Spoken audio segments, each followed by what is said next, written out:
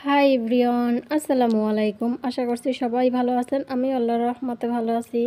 আজকে আমি তৈরি করে দেখাবো মাছের ডিমের বড়া, যেটা খুবই সহজ এবং খেতেও কিন্তু অসম্ভব মজার হয়।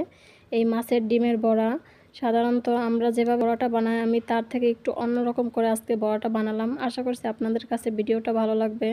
যদি ভালো লাগে তাহলে অবশ্যই সাবস্ক্রাইব করবেন, লাইক কমেন্ট শেয়ার করবেন। তাহলে চলেন দেখে নিই। এইখানে আমি নিয়েছি বড় একটা মাছের ডিম, যেটাকে আগে লবণ আর লেবুর রস মাখিয়ে 10 মিনিট রেখেছিলাম। তারপরে ভালো করে পানি দিয়ে পরিষ্কার করে নিয়েছি। তারপর পানি ঝরিয়ে কিন্তু এখানে নিয়ে আসছি। দেখতে পাচ্ছেন মাছের ডিমটার অবস্থা। এই যে একটা পর্দার মতো থাকে, এইটাকে আমি হাত দিয়ে এখন ছাড়িয়ে নেব। খুব সুন্দর করে ছাড়িয়ে নেবেন আপনারাও। এইখানে আমি নিয়েছি 1 কাপের মতো পেঁয়াজ কুচি, মরিচ কুচি আর ধনিয়া পাতা কুচি। এখন এর ভিতরে আরও বাকি উপকরণগুলো দিয়ে দেবো। হলুদের গুঁড়া, মরিচের গুঁড়া, অল্প সামান্য ধনিয়ার গুঁড়া, অল্প একটু জিরার গুঁড়া, স্বাদ মতো লবণ আর আদা রসুনের পেস্ট 1 টেবিল চামচ পরিমাণে দিয়ে এখন ভালো করে হাত দিয়ে মাখিয়ে নিতে হবে। খুব সুন্দরভাবে এই পেঁয়াজটাকে মাখিয়ে নিতে হবে।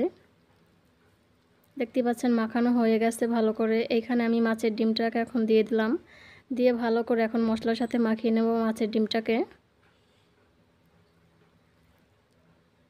মাখানো হয়ে গেছে। এর ভিতর আমি এখন দিয়ে দেবো 1.5 টেবিল চামচ পরিমাণে বেসন আর দিয়ে দেবো 1 টেবিল চামচ পরিমাণে কর্নফ্লাওয়ার। আপনারা চাইলে এখানে চালের গুঁড়িটা ইউজ করতে পারেন। আমার হাতের কাছে ছিল না বিধায় আমি কর্নফ্লাওয়ারটা দিয়েছি। এটা মচমচার কাজে আসবে, মচমচা হবে, সেই জন্য আমি এটা দিলাম। আপনারা চাইলে নাও দিতে পারেন।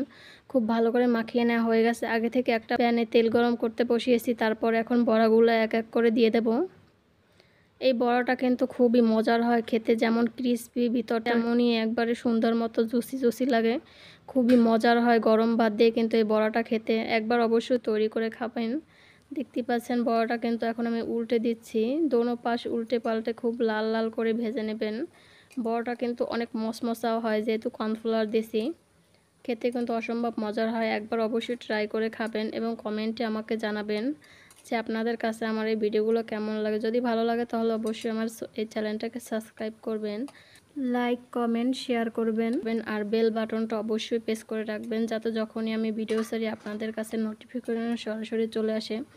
দেখতে পাচ্ছেন আমি কিন্তু দোনো পাশ উল্টে পাল্টে খুব সুন্দর করে ভেজে নিতে আসি। এটা কিন্তু ধৈর্য সহকারে ভাজবেন আর জালটাকে কিন্তু মিডিয়াম টু লোতে দিয়ে এরকম ভেজে নেবেন, নয়তো বা পুড়ে যাবে উপর থেকে আগে আর ভিতরটা কাঁচা থাকবে।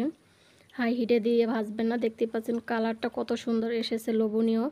যে কেউ পছন্দ করবে এইরকম মাছের ডিমের বড়া। বাচ্চারা তো খুবই পছন্দ করবে। আমার মেয়ে অনেক পছন্দ করেছে এই বড়াটা।